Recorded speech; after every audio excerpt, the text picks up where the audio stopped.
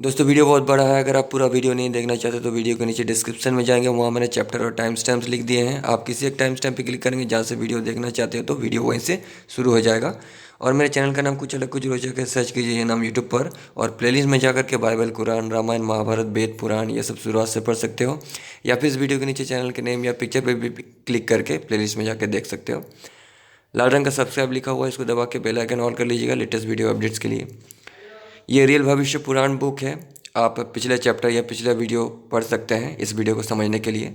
Chapter का नाम है कर्मानुसार व्यक्ति निर्धारण का वर्णन। सूद बोले, उत्तम दिव्यगण 3 वर्णों के स्वामी ब्राह्मण हैं। ये उनका जन्म सिद्ध अधिकार है, क्योंकि ब्रह्मा ने तपचर्य करके सर्वप्रथम ब्राह्मणों का सृजन किया है। उसी भांति सभी हव्य काव्य आदि की सुरक्षा करना एकमात्र ब्राह्मणों का ही कर्तव्य है, क्योंकि देवगण ब्राह्मण के मुख द्वारा ही हव्य के भक्षण करते हैं और पितर लोग कव्य के, इसीलिए उनसे बढ़कर कोई नहीं है। ब्राह्मण जन्म से ही सर्वप्रधान है, अतः सभी भांति की अर्चा के योग्य हैं। द्वितीयतम, ब्राह्मण सर्वत्र अपनी ही वस्तु का भक्षण करता है और उसी का पालन पोषण भी करता है। तीनों जातियों की वृद्धि एवं नाश के लिए ब्राह्मण की रचना हुई है। भली भांति संतुष्ट होने पर ब्राह्मण उनकी वृद्धि करता है, इसमें संदेह नहीं, तथा क्रुद्ध होने पर उनके सर्वनाश का मूल कारण भी होता है। इसलिए ब्राह्मण सदैव उनके लिए पूज्य है। जिस ब्राह्मण के गर्भाधान आदि संस्कार सुसंपन्न हुए हैं तथा वो शास्त्र के 48 प्रकार के नियमों से निवृत्त हो गया है, अतः ब्राह्मणत्व प्रधान होने के नाते उसे ब्राह्मण लोक की प्राप्ति होती है। सर्वप्रथम संस्कार द्वारा पवित्र, दूसरे विद्याध्ययन द्वारा पूत, तीसरी विद्या द्वारा पूत, पश्चात तीर्थ यात्रादि से पूत एवं क्षेत्रपुत्र ऐसे विशिष्ट पूत ब्राह्मणों की पूजा अवश्य करनी चाहिए। इससे पूजने वाले को स्वर्ग एवं मोक्ष की प्राप्ति होती है, अन्यथा इनकी पूजा न करने से श्रम व्यर्थ हो जाता है। सभी पवित्र में परम पवित्र गुरुओं के परम गुरु एवं सभी प्रकार के तत्व समेत ब्राह्मणों को ब्रह्मा ने सर्वप्रथम ही उत्पन्न किया है।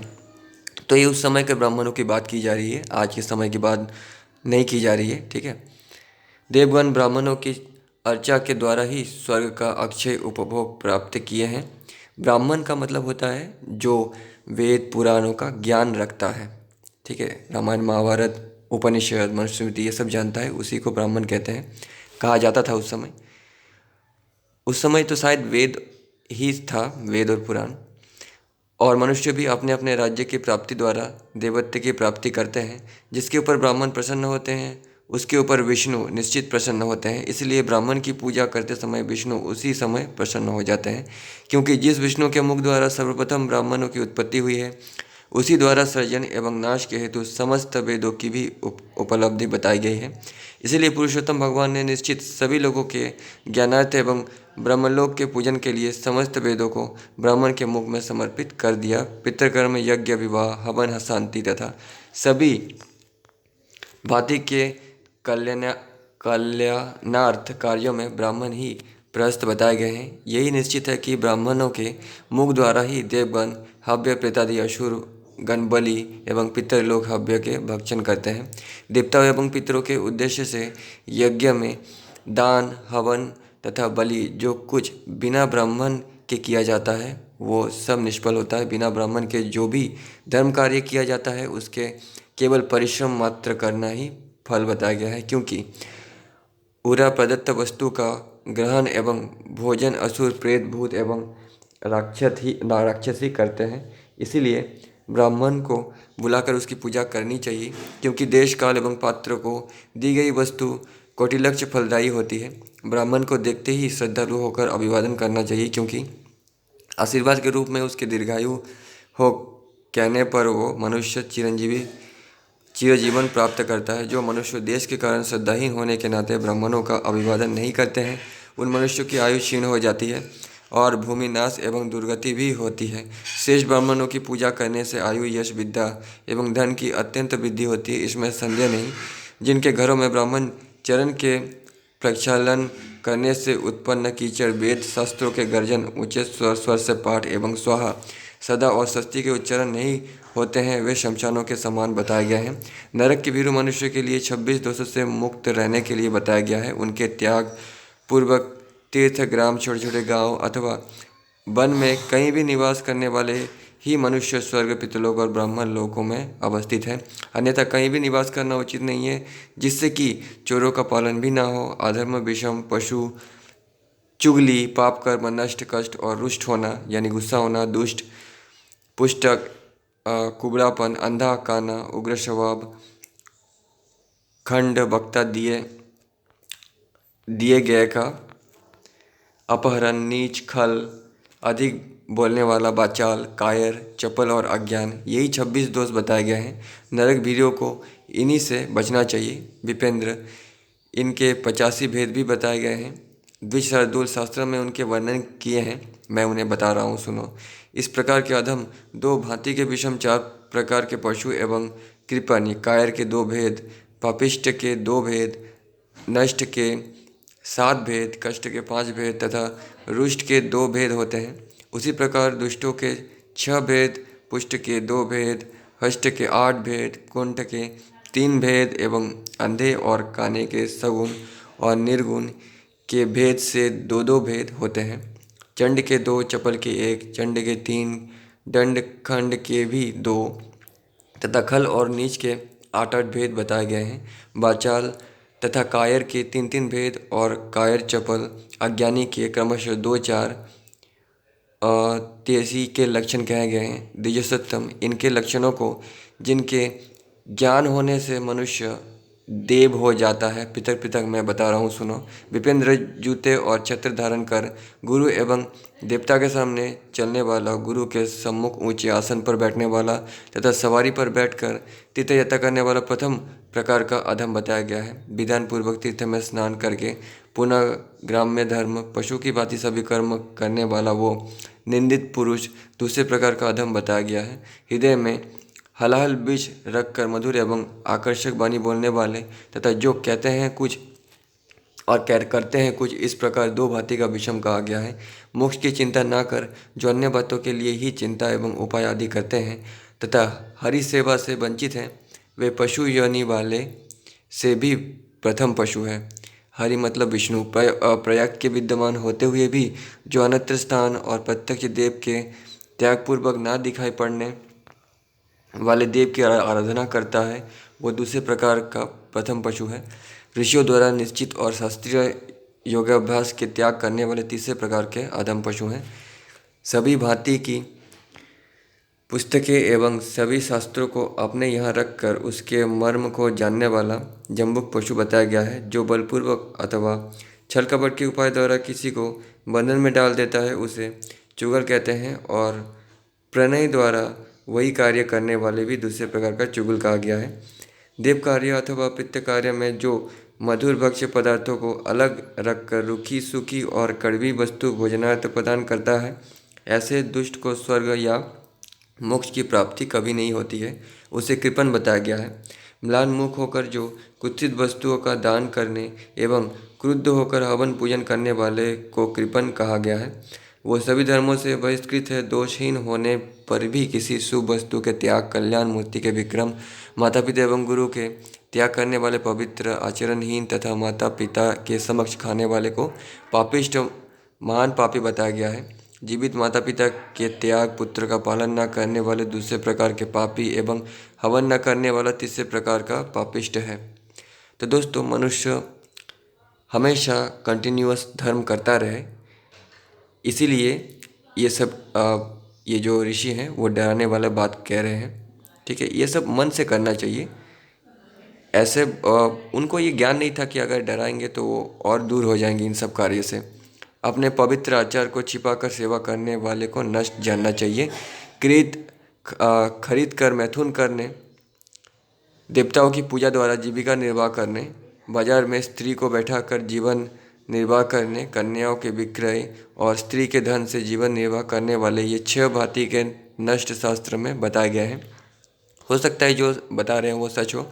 जो कभी भी स्वर्ग एवं मोक्ष के भागी नहीं हो सकते हैं, जिनका मन सदैव क्रुद्ध रहता है, किसी हीन या तुच्छ को देखते ही कोप करना या गुस्सा करना, भौहें टेढ़ी रखने और क्रुद्ध रहने वाले, ये 5 प्रकार के रुष्ट कहे गए हैं। अकारण, नित्य ब्राह्मण, धर्म के लिए कोई व्यवस्था न रखने, निद्रालु, अधिक सोने वाला, व्यसनी, शराबी, स्त्री सेवी, सदैव दुष्ट के साथ बातचीत करने वाले, ये सभी 7 प्रकार के दुष्ट बताए गए हैं।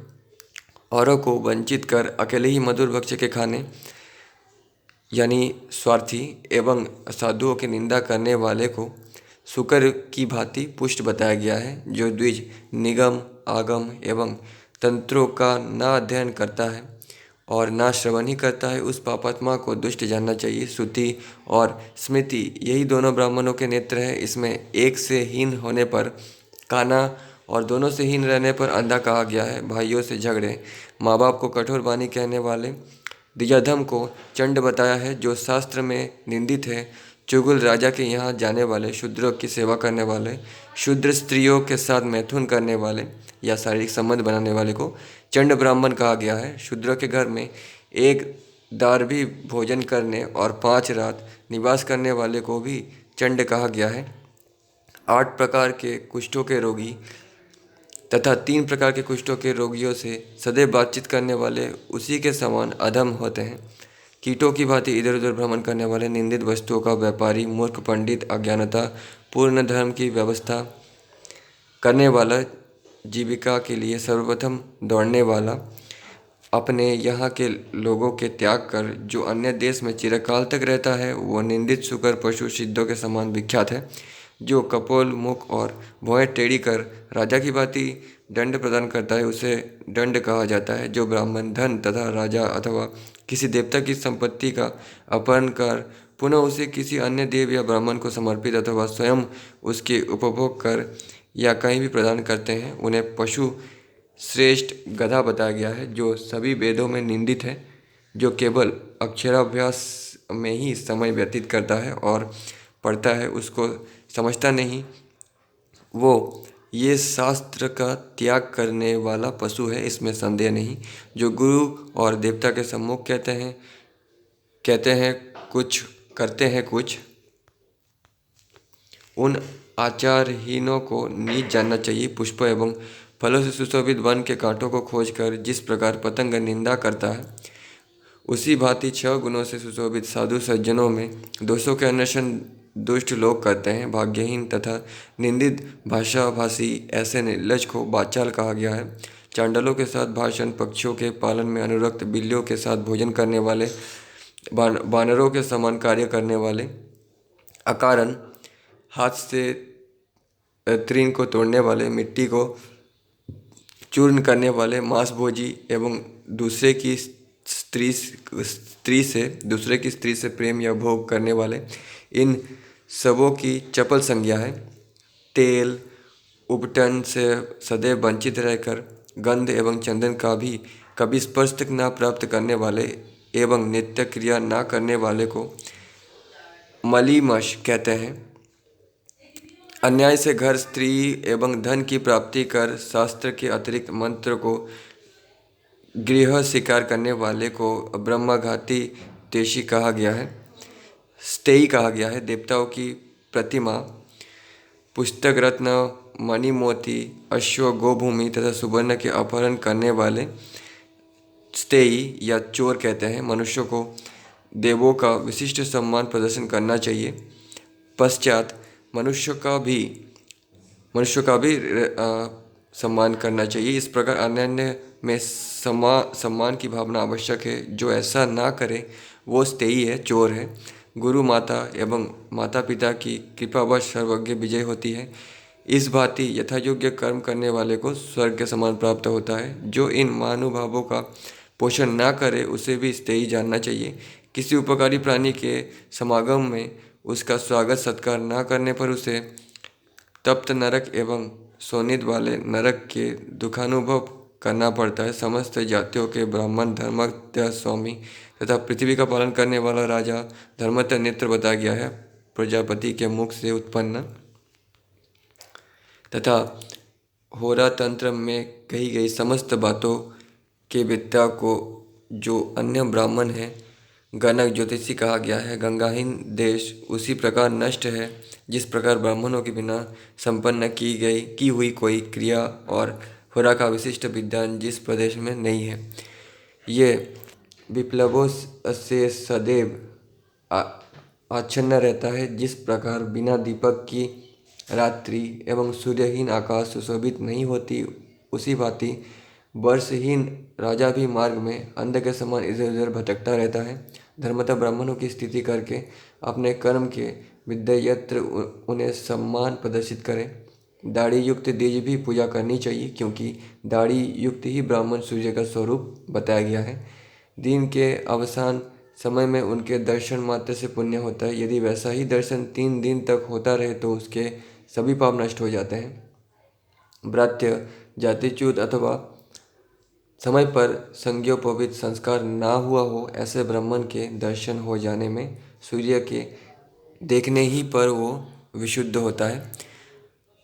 दाढ़ी वाला ब्राह्मण कभी पतित नहीं होता है। यज्ञ की सफलता के लिए उसकी पूजा अवश्य करनी चाहिए। द्विजवृंद सूर्य विप्र ही ज्योतिष शास्त्र के अधिकारी कहे गए हैं। भोजक, कथक, शिव, विप्र और सूर्य विप्र, यही 4 प्रकार के उनमें जाति भेद भी बताए गए हैं। इनमें कथक मध्यम, सूर्य विप्र सर्वश्रेष्ठ एवं शिवलिंग की अर्चा में अनुरुक्त होने के नाते शिव विप्र निंदित कहा गया है। सूर्य विप्र ब्राह्मण, वैद्य एवं राजा की विदेश यात्रा में अक्षत द्वारा मांगलिक पूजा होनी चाहिए तथा यहाँ के राजा का सहयोग इस प्रकार प्राप्त होना चाहिए जिससे उन्हें किसी प्रकार के कष्ट का अनुभव ना करना पड़े। उनके पुत्र, पशु और बंधुगण सभी समस्त लोकों में अवध्य है तथा राजा अपने राज्य द्वारा उनका पालन पोषण करता रहे। धन, वस्त्र, गंध, माल्य आदि अनेक भांति के उपकरण द्वारा देश चक्र विद्या समस्त देशों के भली भांति ज्ञाता की पूजा करनी चाहिए। होरा चक्र के विद्वान की पूजा तो परमावश्यक है एवं सूर्य चक्र विद्या की भी अवहेलना किसी प्रकार ना करनी चाहिए। अपने जीवन के साथ ही जो सिद्ध रिद्धि एवं धन वृद्धि के इच्छुक हैं, उन्हें गण विप्र के समान ही ज्योतिषी की अर्चा अवश्य करनी चाहिए। श्रेष्ठ गण सूर्य विप्र के गृहपुत्र उत्पन्न होने पर किसी सूर्य विप्र को उचित है कि उसके लग्न, ग्रह एवं लक्षणों की व्याख्या करें। द्विमात्रिक के अभ्यास अध्ययन करने से समस्त वेदाध्ययन के फलों की प्राप्ति होती है। नेक्स्ट चैप्टर, गुरु का वर्णन। सूत बोले, द्विजश्रेष्ठ, पिता के अतिरिक्त चारों वर्णों का अन्य कोई बंधु नहीं बताया गया है। ये नियमों का सम्मत है। तीनों भांति के गुरुगण श्रेष्ठ बताए गए हैं, किंतु उन दोनों में माता सर्वप्रधान गुरु है। भाइयों में अपने से ज्येष्ठ सभी क्रमशः गुरु एवं श्रेष्ठ कहे गए हैं। गुरु का मतलब होता है जो सही राह दिखाए, ठीक है, कन्फ्यूजन में। द्वादशी अमावस्या एवं सूर्य की संक्रांति के समय वस्त्रों के साथ मनोनुकूल मणिमुक्ता की दक्षिणा प्रदान करनी चाहिए। और गुरु बहुत ज्ञानी होता है, बहुत जानकार होता है, उस समय हुआ करता था, इसलिए दोनों आयन, विषुव चंद्र सूर्य ग्रहण एवं श्राद्ध काल में शक्यानुसार उन्हें भोजन कराना चाहिए। श्रेष्ठ बिंदु उसके पश्चात मंत्रोच्चारण पूर्वक उनका पादाभिवंदन करे, क्योंकि विधान पूर्वक उनकी वंदना करने से समस्त तीर्थों के फल प्राप्त होते हैं। मैं उस पिता को नमस्कार करता हूँ जो स्वर्ग मोक्ष का प्रदायक सर्वश्रेष्ठ सभी के आदि में स्थित एवं ब्रह्म स्वरूप है, जिसके ही द्वारा समस्त शिव का सभ्य ज्ञान प्राप्त होता है। सौंदर्यपूर्ण इसी के लिए तिल जल युक्त का मैं तर्पण कर रहा हूँ। पिता ही उत्पन्न करता है और पालन पोषण भी, इसीलिए ब्रह्म स्वरूप उस पिता को नित्य नमस्कार है। उन्हीं द्वारा लोक में विजय प्राप्त होती है और धर्म का प्रवर्तक नहीं है। अतः हे साक्षात ब्रह्मरूप पिता, तुम्हें नमस्कार है, जो अपने कुक्षी स्थल में रखकर सभी भांति रक्षा करती है। प्रकृति रूप एवं सर्वप्रथम उस जननी देवी को नमस्कार है, यानी माता को। हे माता, अपनी कुक्षी में रखकर अत्यंत दुखों के अनुभव करती हुई आपने मुझे सुरक्षित रखा है और आपकी ही प्रसन्नता से मैं संसार का दर्शन कर रहा हूँ, इसीलिए तुम्हें नित्य नमस्कार है। इस भूतल के समस्त तीर्थों तथा समस्त समुद्र जिनके अंगों में निवास करते हैं, अपने ऐश्वर्यार्थ में उस माता को नमस्कार है। गुरुदेव के प्रसाद से मैंने उस प्रसिद्ध विद्या की प्राप्ति की है, अतः संसार सागर के पार होने के लिए हे कल्याण रूप आपको नमस्कार है। वेद पारंज्ञ एवं शास्त्र के मर्मज्ञ तथा समस्त प्राणियों के आधार रूप उस अग्रजन्मा ब्राह्मण को नमस्कार है। भूदेव मेरे पापों का अपहरण कीजिए, क्योंकि ब्राह्मण ही संसार में परम पवित्र तीर्थ रूप है। हे विष्णु रूप वाले तुम्हें नमस्कार है। सर्वप्रथम पितामह, गुरु रूप माता, मातामह, आचार्य एवं ऋतिज्यों को क्रमशः अभिवादन करना चाहिए। द्विजोत्तम भक्तिपूर्वक माता के मंत्रों द्वारा प्रथम माता की वंदना करके पश्चात ज्येष्ठ माता के समान चाचा की भी वंदना करें, क्योंकि वे भी उसी भांति ज्येष्ठ और श्रेष्ठ हैं।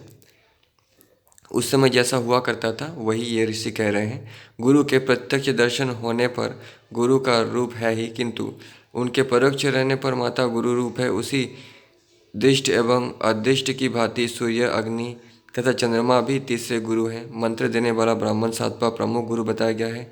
तपस्वी गुरु द्वारा स्वर्ग एवं मोक्ष की प्राप्ति होती है, अतः वह सर्वश्रेष्ठ है। प्रत्यक्ष देवता के त्याग कर अदृष्ट देव की उपासना करने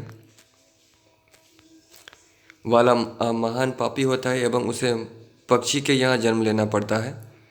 ये एक सजा का नियम उस समय बताया गया है। द्विज पिता की भांति पिता के बड़े भ्राता ताऊ एवं छोटे भ्राता तथा अपना ज्येष्ठ भ्राता ये भी पिता के समान ही सत्कार के योग्य होते हैं। आचार्य ब्रह्मा की मूर्ति, पिता प्रजापति का स्वरूप, माता पृथ्वी का स्वरूप और मातृगण आत्मीय स्वरूप हैं। पिता मेरु, वशिष्ठ, धर्म स्वरूप, सनातन एवं प्रत्यक्ष देव भी हैं, अतः उनकी आज्ञा सदैव सिरधैर्य तथा पालन करना चाहिए। पिता के समक्ष जो हव्य यज्ञ द्वारा पितामह को तृप्त करता है, उसे ब्रह्मा के उस स्थान की प्राप्ति होती है जहाँ से कभी लौटना नहीं पड़ता। उनके तो लोगों से कर्म कराने का तीन ही उपाय है, डराकर, प्रेम से या लॉजिक से। तो पहले डराकर ऋषि ने कहा, उसके बाद अभी प्रेम से या लोभ से कह रहे हैं। तो यही है साइकोलॉजी, यही है बुद्धि जो उस समय के ऋषियों में हुआ करता था। उनके पाद अभी तो ऐसे ज्ञानी ऋषि नहीं मिल सकता जो मनुष्य को समझा सके।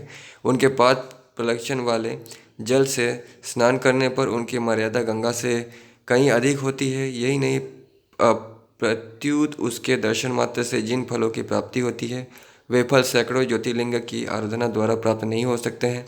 32 कुंडों वाली शिला के स्पर्श से जिन फलों की प्राप्ति होती है, वे फल करोड़ों गुने होकर पितामह की प्रदक्षिणा करने पर प्राप्त बताए गए हैं। पितामह सैकड़ों माता से श्रेष्ठ हैं। उसके दर्शन में वो पुण्य प्राप्त होता है जिसके द्वारा पुनर्जन्म नहीं होता है। नेक्स्ट चैप्टर, गुरु वर्णन।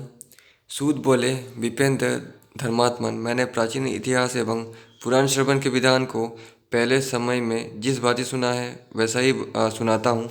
पूछने पर महातेज एवं प्रभु भगवान विरिच देव ने जो कुछ बताया, मैं उसी पुराण श्रवण के विधान को बता रहा हूँ। द्विजोत्तम, भक्तिपूर्वक इतिहास पुराणों के श्रवण करने से समस्त पाप, यहाँ तक कि सैकड़ों ब्रह्म हत्याएं भी नष्ट हो जाती हैं। सायंकाल, प्रातःकाल तथा रात्रि के समय पवित्रतापूर्ण जो उसका श्रवण करता है, उसके ऊपर ब्रह्मा, विष्णु एवं शंकर प्रसन्न होते हैं। प्रातःकाल में भगवान, सायंकाल में ब्रह्मा एवं रात्रि में शून्य, सायंकाल में ब्रह्मा तीनों प्रसन्न होते हैं। प्रातःकाल में भगवान, सायंकाल में ब्रह्मा और रात्रि में सुनने या पढ़ने वाले के ऊपर महादेव प्रसन्न होते हैं। शुक्ल वस्त्र धारण कर मृगचर्म तथा कुशा के आसन पर स्थित उस देव गुरु की 3 प्रदक्षिणा करने के उपरांत उस आसन पर जो अत्यंत ही ऊंचा नीचा ना हो, स्थित होकर ओंकार पूर्वक दिक्पालों को नमस्कार करे, क्योंकि धर्मशास्त्रों की पुस्तक धर्म का सनातन अधिष्ठान रूप है। वेदों के प्रधान देव शिव, तंत्रों की शारदा देवी, जमलों के गणपति, डामरों के शतक्रतु, महाभारत के नारायण, डामरों के शतक्रतु मतलब इंद्र, रामायण के वासुदेव, आदित्य, वासुदेव, माधव, राम, केशव, वंशाली और महादेव, यही सातों पर्व के आदिश्वर हैं। तथा उसी भांति विष्णु धर्मादिकों के सनातन अनश्वर शिव एवं आदि पुराण के अधिपति बिरिचि भगवान हैं। शुद्धता पूर्वक बताया गया भात यब खीर। तो दोस्तों आप लोग सोच रहे होंगे कि यहाँ कृष्ण का नाम नहीं है। कृष्ण का नाम इसलिए नहीं है क्योंकि उस समय कहा गया था, और जब आप दूसरे पुराण पढ़ेंगे तो कलयुग के भगवान सिर्फ कृष्ण ही बताए गए हैं, ठीक है, जो उनके अंदर आत्मा है। शिव एवं आदि पुराण के अधिपति बिरिचि भगवान ने शुद्धता पूर्ण बताया गया भात यब खीर और खिचड़ी क्रमशः इन्हीं की बलि प्रदान करनी चाहिए, तथा 60 चावल के भात गेहूं समेत तिल एवं अक्षत और फल सहित गाय के घी दूध भी उन्हें प्रदान करें। दिशाओं के मध्य में स्थित काश्य पात्र में रखकर पृथक पृथक बलि के निमित्त समर्पित कर विधान पूर्वक उसके पठन होने चाहिए। इससे शन्मय याग बताया गया है। शीतल जल, शहद, खीर, उसके सफ़ेद रस, चीनी, गुड़, इसी को सन्मय बलि कहते हैं। 60 चावल, 1 सेर, आधा सेर अथवा पाव भर के खीर बनाकर बलि प्रदान करें। इसे यबखीर नामक बलि बताया गया है। 8वां भाग पृथक रखकर दूध के शेष 7 भाग में चीनी डालकर बताया गया उस चावल के चरू को बलि बताया गया है। 80 पल की खीर में आधा भाग शहद अथवा चीनी डालें, उसके प्रभाव में गुड़ मिश्रित ही बनाएं। विद्वानों को चाहिए कि जहाँ तक संभव हो ऊख के रस के लिए ही प्रयत्न करें। द्विजोत्तम इस प्रकार याचक शुद्ध होकर पुराण के श्रवण करें। पुराण की पुस्तक कोई हाथ में प्रदान करना चाहे तो उठकर उसे सादर ग्रहण कर प्रणाम पूर्वक देव के सम्मुख उसका निवेदन करना चाहिए। श्रवण करने वाले ब्राह्मण को पूर्वाभिमुख और उसकी दाहिनी और पश्चिमाभिमुख बैठकर वाचक सदैव अपनी तर्जनी और अंगूठे के द्वारा अथवा मणि एवं बहुमूल्य पत्थरों से विभूषित हाथ के द्वारा पुराणों के भाव को श्रोताओं को हृदयंगम कराएं। इसके विपरीत ना होने चाहिए। जल में स्थित होकर पवमानी के न्यास करना आवश्यक बताया गया है। विद्वानों ने इसे ही वेदांत विधान कहा है। श्रोता को दक्षिणाभिमुख तथा वाचक को उत्तराभिमुख होकर पुराण एवं महाभारत के श्रवण मतलब सुनना, पुराण एवं महाभारत के श्रवण परायण करने के विधान बताए गए हैं। द्विजोत्तम इसके विपरीत रामायण, धर्मशास्त्र और हरिवंश के श्रवण परायण के विधान कहे गए हैं। इसके प्रतिकूल अनियमित श्रवणादि करने से उसके फलों को राक्षस नष्ट कर देते हैं, यानी यातुधान नष्ट कर देते हैं। इसलिए विधान पूर्वक ही श्रवण परायण करने चाहिए। इन पुण्य विद्याओं के श्रवण करने पर भी जो मांस भोजन करता है उसे एवं मैथुन करने वाले को गधे की शरीर धारण करनी पड़ती है। जहाँ तक संभव हो सके तो किसी देवालय अथवा तीर्थ में श्रवण करना चाहिए, क्योंकि किसी भी देवालय या तीर्थ में उसके वर्णन पूर्वक केवल महात्मा का ही श्रवण करने से गोदान का फल प्राप्त होते हैं। तो ये सब उस समय के ऋषि मुनि ऐसे कर्म करवाने के लिए डराते थे, प्रेम पूर्वक लोभ दिया करते थे। ये सब कहने का ढंग है जिससे कि लोग डरे और धर्म करता रहे। माता पिता के सम्मुख महागुरु के महत्व की चर्चा ना करनी चाहिए। प्रत्येक पर्व के दिनों में एक चित्त मनुष्य के समक्ष पुत्र ही अपने पिता के महत्व की व्याख्या करे। भगवान वसुदेव के सम्मुख रुद्र महात्मा तथा रुद्र के सम्मुख वासुदेव के महात्मा का वर्णन करना पुण्यवर्धक होता है। दुर्गा जी के सम्मुख शिव, सूर्य एवं विष्णु के महत्व का वर्णन जो करता है उस मूढ़ को गधा होना अनिवार्य होता है। गुरु की आज्ञा सिरधर्य कर माता पिता का अभिवादन तथा माता पिता की आज्ञा प्राप्त होने पर हरि की प्रदक्षिणा अवश्य करनी चाहिए। विष्णु, ब्रह्मा एवं रुद्र एवं इंद्र भी उनकी समानता प्राप्त नहीं कर सकते। सर्वधर्म के परायण होने के नाते केवल वेद ही उनकी समता के योग्य है, क्योंकि वह समस्त ज्ञानमय और वे सर्वज्ञ है। इसलिए उन दोनों की समता अनुचित नहीं कही गई है। अतः द्विजन मन माता पिता की सेवा करने से ब्रह्मा की प्राप्ति होती है। जो अपने माता पिता के तर्पण नहीं करते हैं उसकी गुरु वंदना व्यर्थ हो जाती है। उनके जीवन रहने पर तर्पण करना अनुचित है और गंगा में प्राणंत होने पर भी तर्पण करना आवश्यक है, क्योंकि जीवित के तर्पण करने पर उसके जीवित रहने पर भी वो जीवित नहीं कहा जा सकता। पुराणों का श्रवण करना पुण्य बताया गया है, किंतु भगवत विहीन के श्रवण में नहीं। विप्रगण नरसिंह चरित्रहीन भागवत श्रवण भी पुण्यदायक नहीं होता है। विप्रबिंद आदि पर्व, अश्वमेध के पर्व, यज्ञ प्रमुख पर्वहीन महाभारत का श्रवण भी व्यर्थ सा कहा गया है। दान कर्म विहीन मोक्ष धर्माचरण ना करना चाहिए। स्वर्ग प्रस्थान के समय एवं नियमों के विवेचन पूर्वक पालन करने के लिए महाभारत का श्रवण आवश्यक होता है। प्राण वायुहीन प्राणी का रहना सर्वथा असंभव है। उसी भांति योग शास्त्र बिना तथा वायु पुराण के श्रवण बिना अन्य के श्रवण व्यर्थ है। जिस प्रकार सुंदरकांड के पश्चात आरण्य कांड के परायण आदि नहीं होते, यानी सुंदरकांड के बाद आरण्य कांड नहीं पढ़ा जाता, उसी भांति वायु पुराणहीन अन्य पुराणों के श्रवण भी नहीं पढ़ते।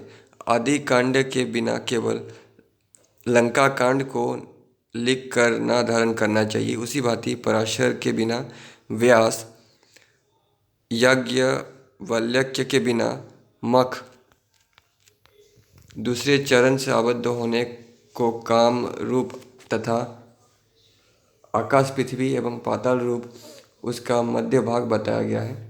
इस पौराणिक कथाओं समेत वह पुस्तक देवों द्वारा सम्मानित होती है। मनुष्य को चाहिए कि उस प्रशस्त एवं पूजनीय पुस्तक को घर में स्थापित न करें। जो शूद्र किसी ब्राह्मण के लिए जीविका प्रदान करता है, उसे मणि विभूषित मार्ग एवं कुहीम भूमि के ऊपरी भाग वाले ब्रह्म मंदिर की प्राप्ति होती है। प्रत्येक पत्रों के अग्रभाग में सौंदर्यपूर्ण गोलाकार वेद तथा गोलाकार के पद्म की रचना करनी चाहिए। संगीता शास्त्र एवं तंत्रों के प्रत्येक वेदों में संतप्त चित्त द्वारा संकुल की रचना करने से इंद्रपुर की प्राप्ति होती है। उसके मध्य में वेद निर्माण द्वारा आयुष्य पार्श्व भाग में वेद करने से शिव के अपहरण युग्म वेदों द्वारा जय की प्राप्ति और एक वेद द्वारा बलि प्राप्ति बताया गया है। प्रकृति के देव द्वारा निर्मित उस परम गुह स्थान की पूर्ति तांबे अथवा पीतल द्वारा होनी चाहिए। समर्थता के कारण बेल के काष्ठ या सेमर के काष्ठ द्वारा उसकी पूर्ति करनी चाहिए, किंतु किसी वृक्ष के नए फल अथवा लोह द्वारा उसकी पूर्ति कभी न करें। धर्मशास्त्र के लिखते समय आरंभ करने पर 100 श्लोकों के उपरांत ही विराम करना चाहिए। इसी प्रकार प्राचीन संहिताओं के एक कल्प के पश्चात ही विराम करें। ब्रह्मचर्य के पालन पूर्वक उसका लेखन विधान बताया गया है। कभी भी मोह के आवेश में आकर उसके स्खलन ना होने पाए, तथापि नियम पूर्वक रहने पर भी संतान क्षय हो जाता ही है। सत्यम उसके लेखक के नाम ना लिखने पर भी वही दोष बताया गया। चंचल चित्त होकर कभी न लिखने चाहिए तथा हरिवंश का लेख कभी अधूरा ना करे। गरुड़ पुराण एवं स्कंद पुराण के मध्य में स्थित तंत्र भाग को ना लिखना चाहिए। व्रत एवं नियम पालन पूर्वक ही हरिवंश का लिखना बताया गया है। गृहस्थ को ग्रंथ लेखन ना करना चाहिए, किंतु यदि लिखना ही चाहे तो मथुरा का त्याग करके लिखे। परिजात के लिखने में मत्स्य मांस भोजी का ही उल्लेख करना चाहिए। यदि कभी वाल्मीकि संहिता को लिपिबद्ध करने की इच्छा हो तो केवल श्रोत्र मात्र ही लिखना चाहिए तथा विप्रबिंद वस्त्रहीन होकर कभी न लिखना चाहिए। इसी भांति किसी अब्राह्मण का लिखा निष्फल बताया गया है। पतित पाखंडी एवं स्त्री के लिए लिखने का विधान नहीं है एवं दूषित विचार वाले दुष्ट स्त्री के पति और अविवेकी को कभी लेखक ना बनाना चाहिए। यदि लिपिबद्ध करना ही चाहता है तो धर्मशास्त्र, पुराण, सूत्र एवं संहिता के अतिरिक्त अन्य किसी का उल्लेख कर सकता है। सुवर्ण या चांदी के पात्र में गोंद कागज, मणिकर्दम, ज्वाला मिश्रित जीवंती, गुरुची के रस समेत इन्हीं द्वारा मसी शाही बनाए, उसमें धातु भी डाले। हरिताल एवं हरदी मिश्रित करने का भी विधान बताया गया है। इतिहास पुराणों को किस दिशा के सम्मुख बैठकर लिखना चाहिए मैं बता रहा हूँ, सुनो। प्रथम दिशाओं के ज्ञान पारबुक व्याय व्याधि प्रस्तर दिशाओं की ओर मुख करके लिखना आरंभ करना चाहिए। पूर्वाभिमुख होकर लिखने से अर्थहानि, उत्तरमुख से लक्ष्मी, दक्षिणाभिमुख से मरण एवं पश्चिमाभिमुख होकर लिखने से धन नाश होता है। पितृश्राद्ध पृथ्वी के हिलने, भूचाल एवं जन्म के दिवस में ना लिखना चाहिए। दोनों प्रकार के अशोच, अमावस्या तथा संक्रांति के दिन लिखने से दरिद्रता, पुत्र नाश, बल तथा धर्म का क्षय प्राप्त होता है। इसलिए इसके त्याग के लिए विशेष सावधान रहना चाहिए। पितृश्राद्ध के दिन लिखने से कुल का नाश होता है। एक रात्रि के भूचाल के दिन लिखने से धन क्षय, अशोच में दरिद्रता, जन्म वासर में आयु क्षीण होती है। लिपि छंद एवं शब्द के ज्ञाता बुद्धिमान तथा तेजस्वी उस युवा लेखक को चाहिए कि इंद्रिय संयम पूर्वक आसन पर बैठकर असंबलित भाव रखकर द्रुत गति से लिखना आरंभ करें। ऊपर के अक्षरों को समान रखें। इस प्रकार समाधिस्थ पुरुष की भांति तन्मय होकर लिपिबद्ध करने वाले को ही आगम लेखक बताया गया है। नंदी नागरक, जिस नागरी लिपि के प्रयोग करने पर देव तथा पितृगण प्रसन्न होते हैं तथा शुद्ध नागरी लिपि में सुंदर अक्षरों द्वारा उसे अवद्ध करना चाहिए। अचेतन द्वारा लिखने पर वो जितने समय तक वर्तमान रहता है और उसमें जितने अक्षरों के समावेश किए गए हैं हो उतने दिनों तक वो लेखक स्वर्ग में सम्मानित होता है। बिना पूछे ही अथवा वेतन लेकर धर्मशास्त्र की व्यवस्था देने एवं लिखने वाले उस पापी को उन अक्षरों की संख्या के समान दिन तक नरक का अनुभव करना पड़ता है। इसमें संदेह नहीं। परिवार के पालन पोषण के लिए भी जो वेतन ग्रहण करना है, धन, वस्त्र एवं फल युक्त रहने पर भी वो दुष्टात्मा अधिक दिन जीवित नहीं रहता है। पति शूद्र, चांडाल, म्लेच्छ, रोगी, कुष्ठी, क्षयी का रोगी, पील, पाव बाला और गूंगे द्वारा लिखे गए का उपयोग गृहस्थ को ना करना चाहिए। उसके उपयोग करने पर आयु क्षीण होती है, अतः उसका त्याग ही श्रेष्ठ कर बताया गया है। हीन अंग वाली प्रतिमा और असम्मानित पुस्तक के उपयोग कलयुग में करने से आयु क्षीण होती है। मतलब जिसको आकार बनाकर प्रतिमा मूर्ति बनाकर अगर उसकी पूजा की जाती है तो उसका आयु क्षीण हो जाती है, उम्र कम हो जाती है। मतलब ये गलत है, वो करने से फल भी गलत होगा। पुस्तक का आकार 32 अंगुल के प्रमाण का होना चाहिए। ऐसी उत्तम पुस्तक का ख्याति प्राप्त नाम नारायण होता है। उसके धारण करने में कौन असमर्थ हो सकता है अथवा कोई नहीं। 24 अंगुल प्रमाण के अक्षर वाली पुस्तक का शंकर नाम होता है। उससे धर्म एवं कामनाएं सफल होती है। 8 अंगुल के आकार वाली पुस्तक को कनिष्ठ कहा गया है। इसलिए उस ब्रह्ममय और त्रिवर्ग धर्म, अर्थ एवं काम की सफलता का प्रदायक जानना चाहिए।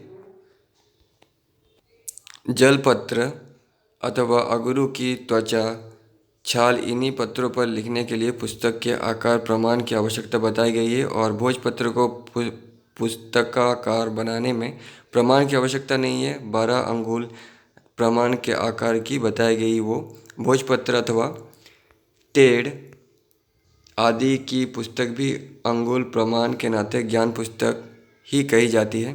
उसे हाथ में लेकर पढ़ने से आयु वृद्धि होती है। धर्मशास्त्र की एक सहस्त्र पंक्तियाँ लिखने पर उसका वेतन ग्रहण करना चाहिए।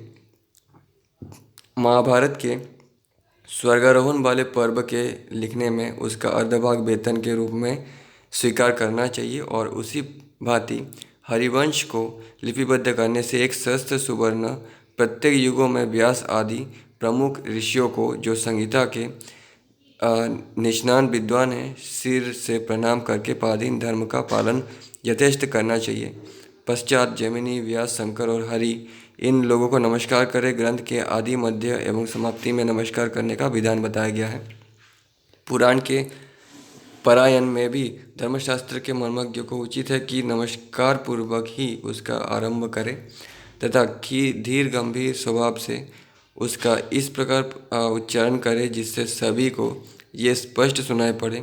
उसके अक्षर एवं पदों के स्पष्ट उच्चारण करते हुए सप्त स्वर एवं सातों ध्वनियों के भी विशेष ध्यान रखने चाहिए। सामवेद की गाथाओं की भांति इसमें भी अनेक भांति के रागों के प्रयोग किए जाते हैं। मणि, बारोधन, गौरांध्य, संतिक, श्रीराग, हिल्लोल राग तथा वाजबिक, इन्हीं रागों के क्रमशः प्रयोग पूर्ण संहिता के समान करना चाहिए। ब्राह्मण, क्षत्रिय, वैश्य और विशेषकर शूद्र अश्वमेध के फल की प्राप्ति पूर्वक अपनी समस्त कामनाएं सफल करते हैं तथा समस्त पापों की मुक्ति पूर्वक महान पुण्यों की प्राप्ति भी करते हैं। उसे सुनने के लिए शूद्र के सामने वैश्य, वैश्यों के सामने क्षत्रिय, क्षत्रियों के अग्रभाग में ब्राह्मणों को स्थित होकर सदैव प्रत्येक में इसी प्रकार की पंक्तियों से आबद्ध होकर सुनना चाहिए। शूद्र को तप, अध्ययन आदि कोई भी धार्मिक प्रवचन ना करना चाहिए। उसी भांति लोक परलोक धर्म एवं उत्तम गति की प्राप्ति के